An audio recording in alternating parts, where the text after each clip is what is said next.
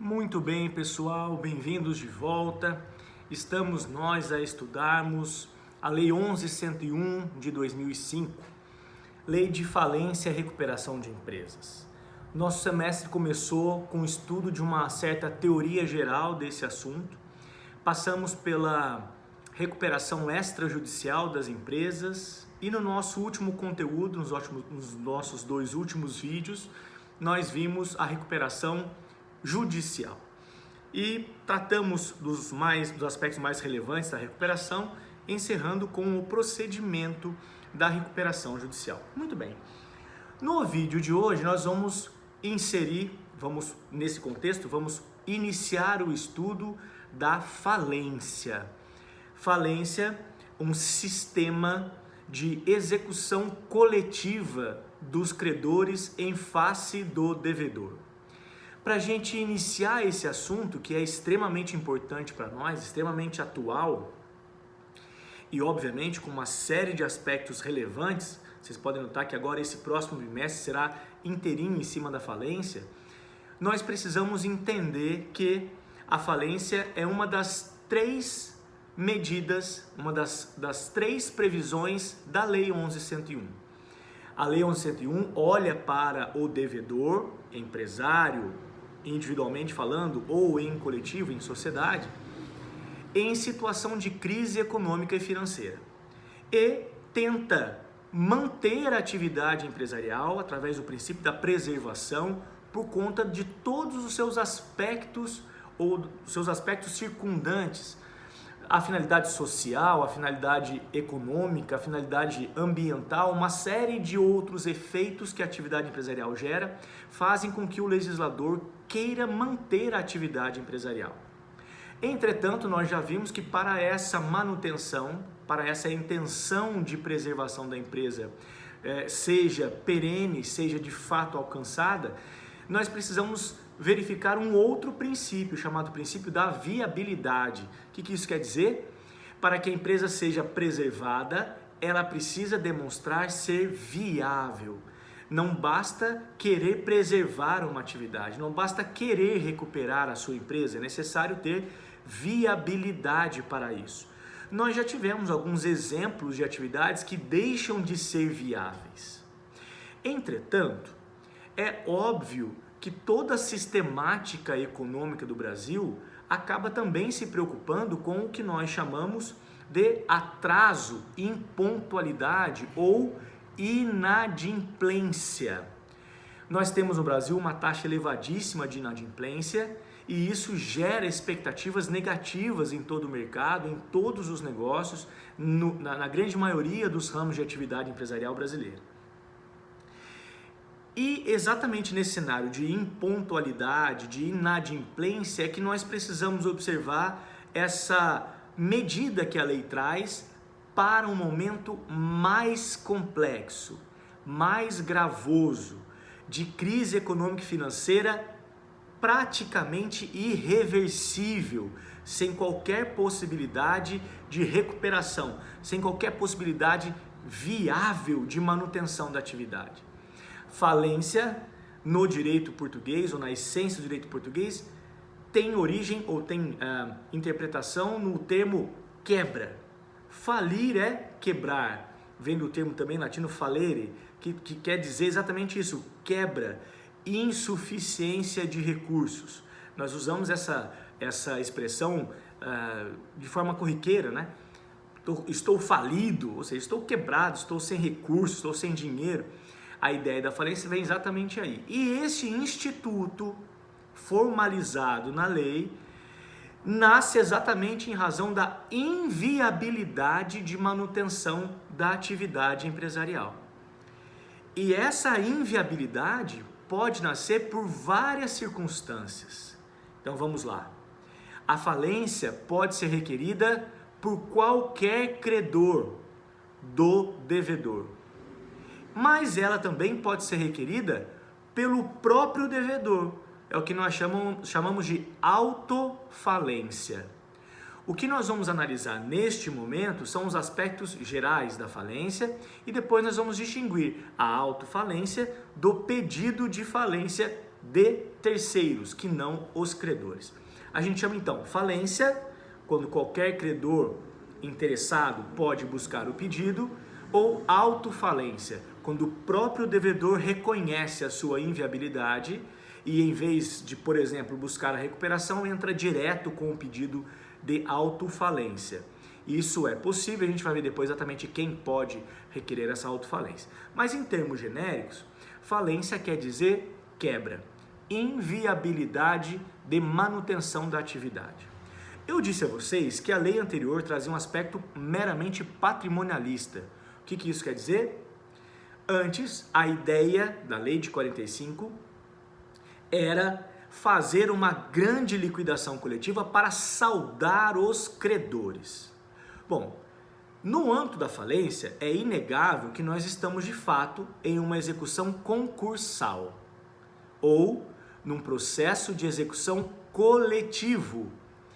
Por que um processo coletivo? Porque ele vai reunir, vai atrair, como nós já vimos lá no princípio do juízo universal da falência, vai atrair como regra para si todas as ações individuais movidas em face do devedor. Serão todas resolvidas nesse mesmo âmbito, nesse mesmo juízo. Então, esse procedimento de falência, que se inicia a partir do nosso estudo aqui no artigo 94 da 11.101, revela para nós um momento de crise insustentável, através do qual um credor ou vários credores ou o próprio devedor vai levar ao Poder Judiciário a sua caracterizada insustentabilidade, inviabilidade econômica e financeira para dar início à sua liquidação coletiva. Através desse processo de falência serão apurados: 1. Todos os débitos do devedor, de todas as naturezas. Serão apurados todos os seus credores e eles serão elencados em um quadro geral de credores. A partir do momento em que esse pedido é recebido em juízo, nós veremos isso no procedimento um pouco mais para frente, haverá o afastamento do devedor da gestão da empresa e a nomeação de um administrador judicial, que nós já sabemos quem é, quem pode ser, quais são suas funções. Esse administrador vai tocar a massa falida, vai gerir a atividade para essa única finalidade: liquidar os ativos para saldar os passivos. A ideia da falência é procedimento aplicável em razão da inviabilidade. Não é possível reverter a situação de crise econômica e financeira e por isso não há outro caminho. Aquela atividade será extirpada da atividade econômica, exatamente para evitar que outras atividades possam ser prejudicadas com a quebra dessa empresa. Muito bem, eu já disse a vocês que na lei anterior não havia um cuidado com esse pedido de falência. Eu disse a vocês que esse instrumento passou a ser utilizado na lei anterior, na lei de 45, de maneira maliciosa, de maneira até fraudulenta, por ambos os polos, tanto os devedores falidos quanto os credores do devedor passaram a usar esse procedimento de falência como uma forma de coação. Por quê, pessoal? Então vamos lá. De um lado, os devedores, sabendo que, iniciado o processo de falência, haveria uma certa limitação de afetação dos seus bens, ou a impossibilidade de buscar todos os seus recursos, acabavam dilapidando o patrimônio, escondendo os recursos, os ativos que eram vendáveis e vendidos, para que depois da falência pudessem manter uma vida tranquila. Nós temos, como eu já disse em sala de aula, vários exemplos no Brasil de empresas que faliram e as suas famílias, as famílias dos seus gestores, continuaram muito bem, obrigado. Então, de um lado, a lei passou a ser utilizada para, como eu já disse no comecinho desse semestre, para o golpe na praça. Muitos devedores programavam a sua quebra para, no momento em que se iniciasse esse procedimento de execução coletiva, ou procedimento coletivo de execução, ou de execução coletiva, já nada mais fosse encontrado pelos credores. Quando os credores iam buscar alguma atividade, o Estado já tinha tomado, porque era o primeiro do quadro geral a receber os pagamentos, e dificilmente os demais credores tinham acesso a esses ativos. Então, se de um lado o próprio devedor agia nessa sistemática fraudulenta de programar um golpe na praça, óbvio, pessoal, eu não estou generalizando, ok?